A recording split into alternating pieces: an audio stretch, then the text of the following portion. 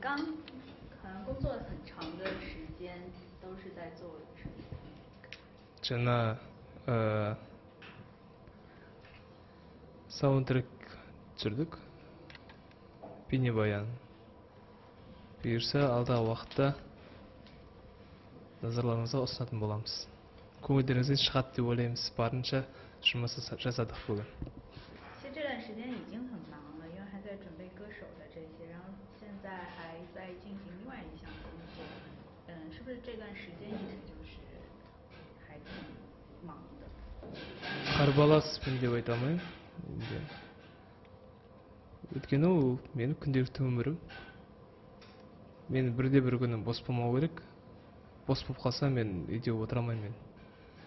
Әрине, демалатын бір күн болу керек, бірақ дегенмен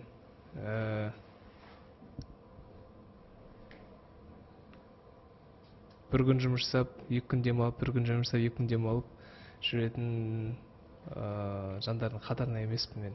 Басқа жұмыс болса, бәлкім ұнатпаған болар ма едім, бірақ творчество, сахна, көрермендер ол мені одан әрмен шабыттандырады.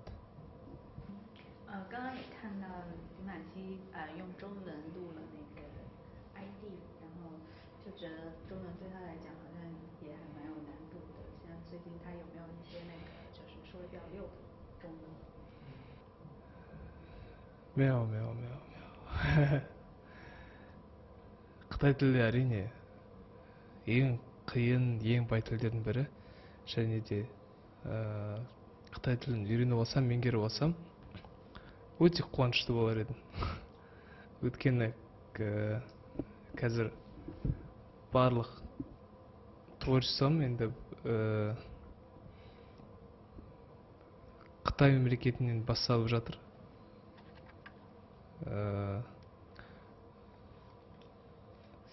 Оған дейінгі творчествомдағы кезең Қытай тілін талап етпесе, енді қазіргі таңда талап етіп жатыр. Сол себептен үйренуге тура келіп жатыр. Қиындау, әрине, оңай емес. Ағылшын тілінен әлде қайда қиын екен. 练一首中文歌曲的话，一般要花多长时间呢？ әр кезде әрқалай. Енді сенгерге шығатын болғаннан кейін бір аптаның ішінде күні түні соны жаттап алу керек болды. Ал егер кішкене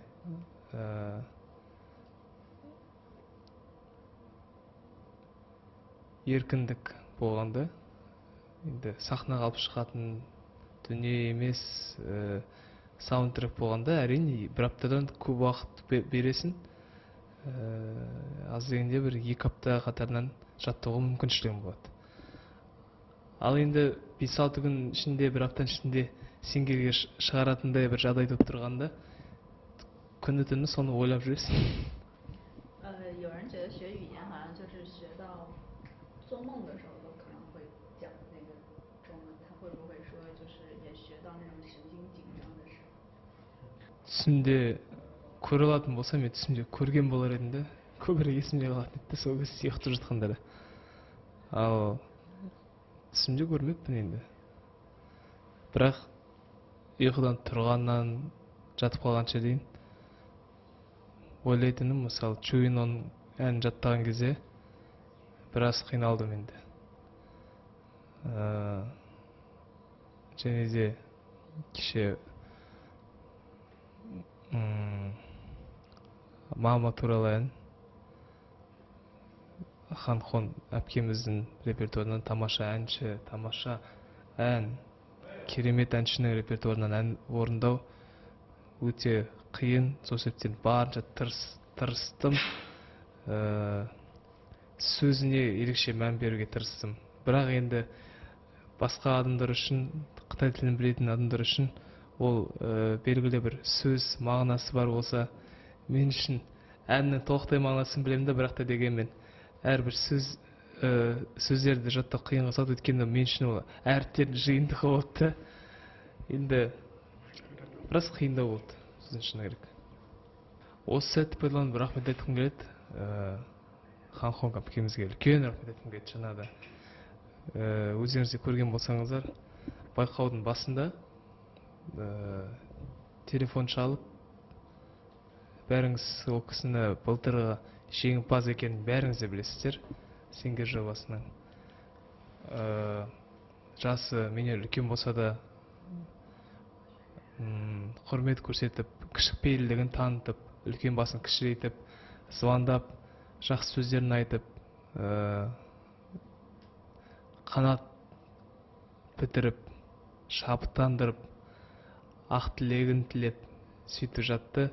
Мен өте қатты қуанып қалдым, өйткені ол кісінің творчествосын өте қатты жоғары бағалаймын, өте жақсы көретін едім. Енді кезекте тамаша адами қасиеттері бар екеніне де көзім жетті.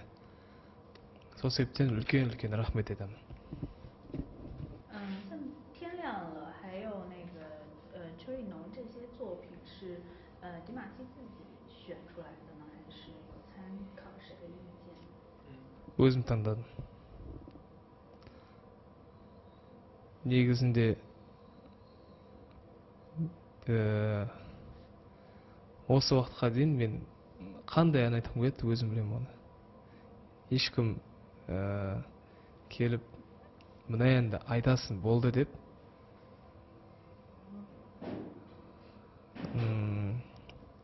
айтпас. Әрине менің командамның және де Сингер жобасының ұйымдастырушылардың ұсыныстары ғана болады. Ұсыныс. Бәлкім мына әнді тыңдап көрерсіз, сіздің даусыңызға келіп қалар, осы әнді орындасаңыз қалай болады деп ұсыныс тастайды. Біз тыңдап бәріміз ақылдасып отырып таңдаймыз әндерді. Ал бірақ жаңағы екі қытай тіліндегі әнді өзім таңдаған болатын. 身体抱恙，听说还打封闭啊，这些是不是恢复情况可以跟大家说一下？ енді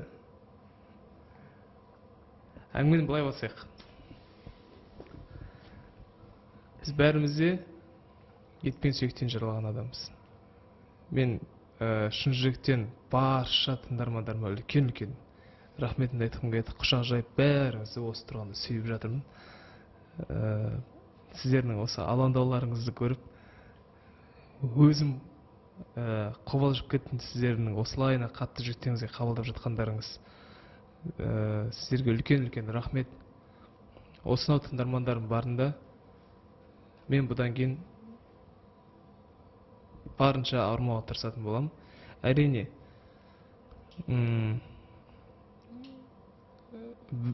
Қытай халқының, Қытай елінің ауа райы қазақ баласына шамалы жат. Оның үстіне бәрімізде адам болғаннан кейін суық тиіп қалады. Қатты салқын тиеді. Қатты бір суық тигені енді рас. Даусым шықпай қалып, ондай болған. Бірақ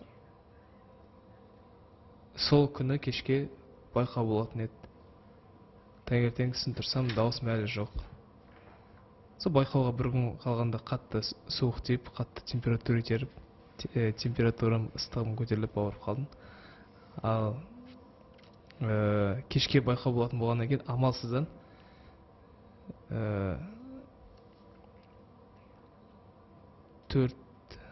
тәулігіне 4 мәрте укол салғыздық. Бірақ ол амалсыздан жасалған жағдай, амалсыздан жасалған әрекет болды. Осы екпе арқылы дауыс 10 сағатқа өз қалпына келеді. Содан кейін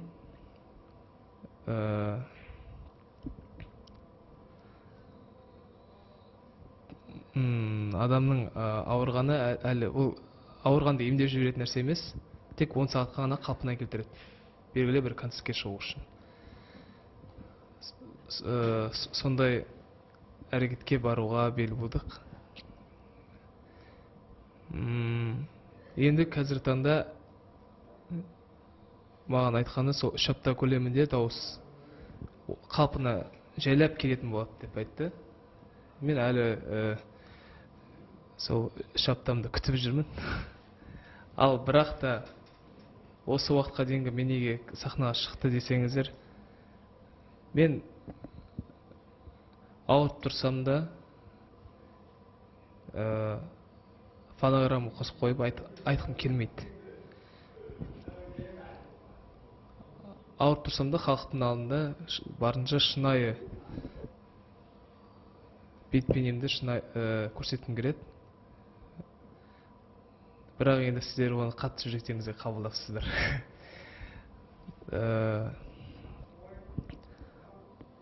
Осы шыққан осылайынан ауырып тұрсам да шыққандағы себебім, мен сахна дегенде барлық нәрсемді, ауырып жатқанымды, бір жерге кешігіп жатқанымды бәрін ұмытып кететін адаммын. Бірдеңе күтіп тұрғанымды көтем. Өйткені мен көрермендеріммен қауышқан кезімде бақыттымын. Көрермендерінің алдына шығып, ән салып, оларды қуантсам, оларды көріп мен де қуанамын. Сол себептен сондай бақытқа кенелгім келгеннен кейін, асығыстық танытып сахнаға шығып кеттім. Және де осы сәтте барша менің тыңдармандарыма, және де өзімнің командама, өзімнің айналымда жүрген Бюджет Талант компаниясына үлкен рахмет айтамын мен.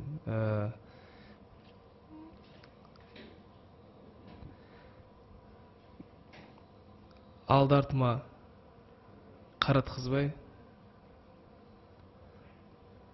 бір қарасам былай келіп тәр әкеп береді, бір қарасам былай келіп жағдайымды қарап жатады.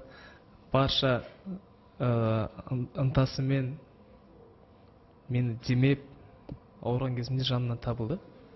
Бірақ досы көпті дау алмайды дейді. Апамыз деген досым бар, жан досым, өте тамаша жігіт. Ауырғанымда жанымнан табылды. Енді әлі күнге дейін емделіп келе жатырмын. Бәрі жақсы, уайымдамаңыздар. Дұрыстап келе жатыр. 但是之前一直以来那个成绩都特别好，然后稍微有一点点的下坡了以后，会不会有一些紧张，或者说有一定的心理压力？ енді бірде былай болып жатады ғой.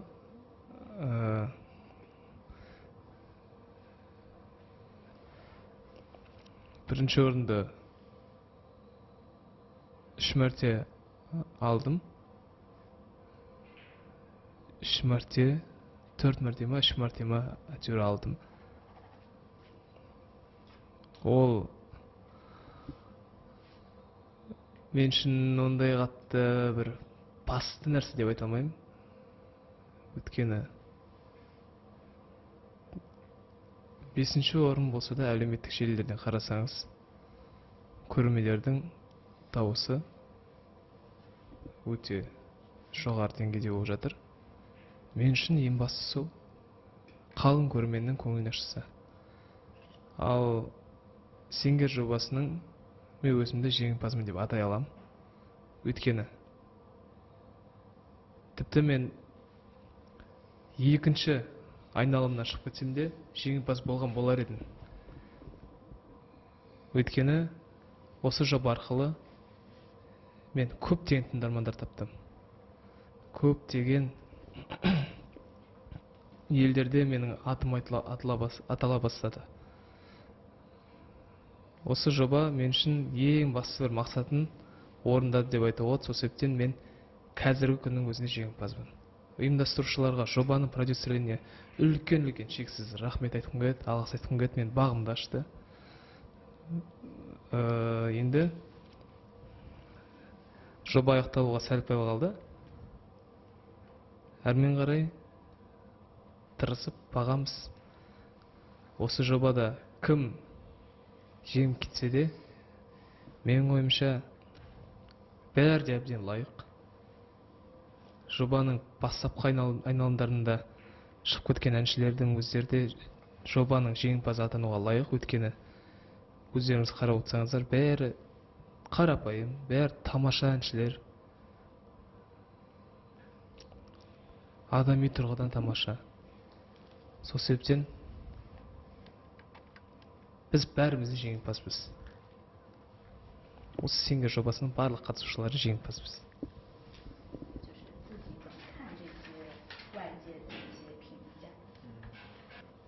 Өте керемет қараймын. Қазіргі 20 жасар кезінде айтылмағанда қашан айтылады? Жасым небәрі 22-де. Сын қабылдайтын кезде ойлаймын. Бірақ сындары бар. Мен келіспейтін сындар бар. Дұрыс емес, кейде орнымен дұрыс айтылған сындар болады, кейде орынсыз айтылған сындар болады. Сол себептен әр адам өзінің ақылын қосып, саралай білу керек.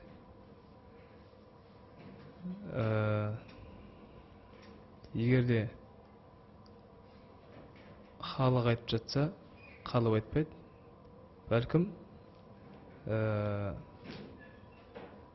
сындар айтылған болар. Бәлкім. Мен оған ешқандай да қарсылық білдірмеймін. Әрине, барынша сезіммен айтуға тырысамын.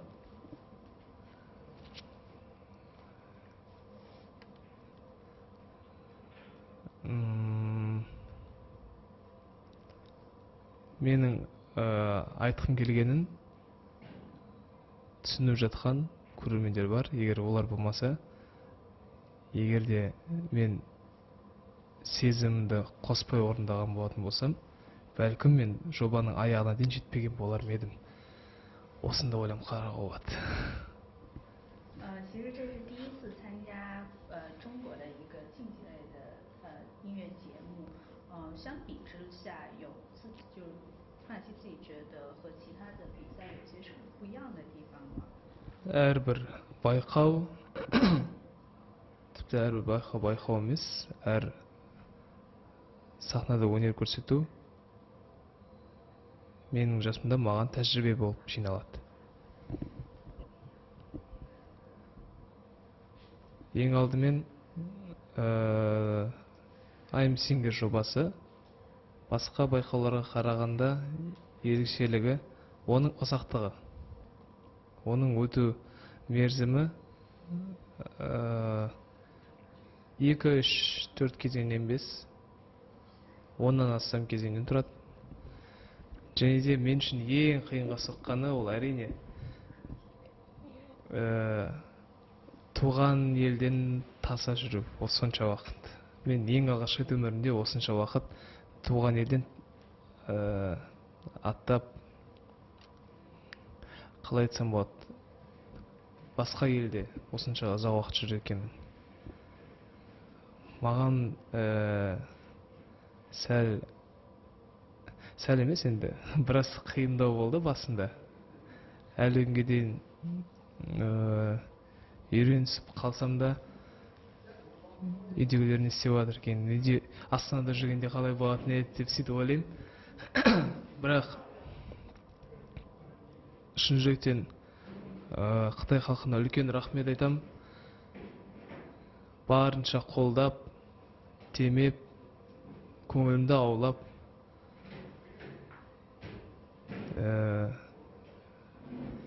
тіпті маған арнайы ас мәзірін дайындап әрқашанда.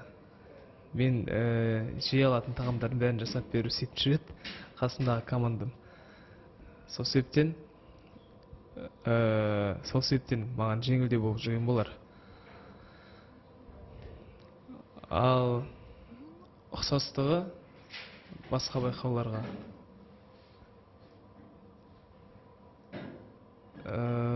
менің ойымша кәсібилігі әншілердің. Тіпті Бұл Сингер жобасының қатысушылары бұрыннан бері келе жатқан танымал әншілер. Сол себептен мен үшін үлкен бақыт осынау. Үлкен жобада бой көрсетіп, үлкен әншілермен бірге жарысу мен үшін үлкен бір белес болды, арман болды, және де бақыт. Сол себептен жеңіске ұмтылғым келеді, жеткім келеді, бірақ дегенмен мен үшін ең басты мақсат орындалды. Кәсіби тұрғыда мен әрине шыңдалып жатырмын. Әрине жаңа достар таптым. Білімім практикалық тұрғыдан өсіп жатыр. Сол себептен осы жобаға қатысқалы мен тек жақсы эмоцияларға бөленіп жүрмін. Өйткені мен өзімді дамытып жатырмын, тыңдармандарын жинап жатырмын, жаңа достармен танысып жатырмын, жаңа тәжірибе алып жатырмын. Өзіме не керектің бәрін осы жоба арқылы алып жатырмын. Өзімнің сүйікті әншілермен таныстым. Өзімнің сүйікті актерлармен танысып жатырмын. Сол себептен рахмет айтудан басқа қазір аузыма түк түспей тұр. 就是想问他，就是有没有一个这种意识，就是唱这个歌的时候可能会遇到这个。 Ол енді орында шықтым, болды ғой. Чуйнан туралы айтайықшы деп. 以后想要尝试一些什么样的不同的风格呀，或者说以后自己对自己有没有一个规划？ Болашаққа қандай жоспарларым бар екен әлі айтқым келмейді, өйткені біз қазақ халқы ырымшыл халықпыз. Мен ырымға өте қатты сенбегенмен бәлкім деп тұрмын да, айтпай ақ қояйын. Сол себептен әзірге оны уақыт көрсете жатар сіздерге. Бірақ жақсы жаңалықтармен қуантамын. Күштілеп тұрып бір қуантамын. Ал әрине Қытай халқы ма осынау үлкен көрермендер аудиториясын жинап бергеннен кейін мен міндетті түрде жұмысымды Қытай елінде де жалғастыратын боламын. Өйткені мен білем, бұл шыңға жету, бұл сахнаның төріне шығу, ол оңай болған жоқ. Осынау көрермендерді жинағаннан кейін мен сол кісілер үшін жұмыс жасау керекпін. Сол кісілердің көңілінен шығу үшін ренжете алмау үшін барымды салу керекпін. Өйткені ол екінің бірінің қолынан келе бермейтін жұмыс, екінің бірінің басына бұйырмайтын бақ. Осы Сингер жобасына қатысқанша мен біраз еңбектендім. Біраз жылдар болды жасаған. Біраз сахналарға шығуға тура келді. Біраз байқауларға бардық. Біраз қобалжу кездерінде басына өткіздік. Сол себептен осы күнге жеткеніме шүкіршілік айта отырып, көрермендерім үшін жұмыс жасай беруден тайынбау керекпін деп ойлаймын. Байланыс жағына келетін болсақ, ең алдымен ол кісілерден үйренгенім ол сөзбен айтып жеткізуге қиын адами қасиеттері, қарапайымдылықтары. Мен таңғалғаным осынау деңгейге жетіп тұрып кішіпейілділік танытып жүргендері, қарапайымдылық танытып жүргендері маған үлкен үлгі. Менде жасым ұлғайған сайын сол кісілердей қарапайым болып қалғым келеді. Жас балдарға демеу болып, жас балдарға жақсы жағына үгіт насихаттарымды айтып, кеңестерімді беріп, қазір ағалар маған істеп жүрген істердің бәрі мен де болашақта сөйтіп артына ергендерге істегім келетін болады. Сол себептен үлкен рахмет айтамын. Қарапайымдылықтары үшін рахмет айтамын. Ізеттілігі үшін рахмет айтамын. Ізет көрсете білгендігі үшін рахмет айтамын. Ол мен үшін ең құнды қасиет. Ол қарапайымдылық, ол ең адамның құнды қасиеті. Ол әр адамның ішкі рухани дүниесінің байлығына байланысты деп ойлаймын. Кейбір кісілер болады, кішкене ғана бір жетістікке қолы жетсе, шалқасынан түседі. Қазақта бір жақсы сөз бар еді.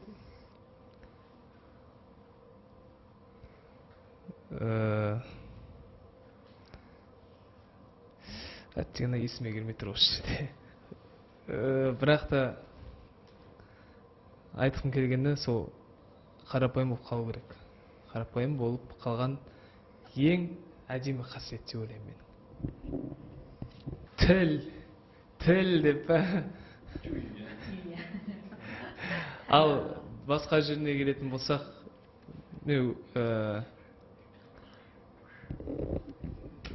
ешқандай да бір үйрене салмай жүрген жерінде айта алмаймын. Өйткені қай жерге бармайын, қолпаштап демеп жүрген халық. Қай концертке бармайын, отырған төрін беріп жатырған режиссерлар, продюсерлер. Сол себептен Қытай шоу-бизнесіне енді үлкен алғыс айтудан басқа мен ешқандай да үйрене салмай жүрген жерінде айта алмаймын, өйткені ол өтірік болады. Ал қонақжайлықтарына енді сөз жоқ. Тіпті сөз келтіре алмаймын. Қай концертке бармайын,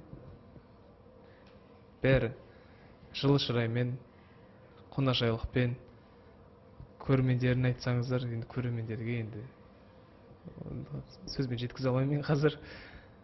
Бәрі тамаша, бәрі керемет. Айың болып тудың ба, күнім болып тудың ба, ата жолын қудың ба, әке жолын қудың ба, бұл өмірге келген соң сұрауы бар судың да. Қайырлы түн. 谢谢。谢谢。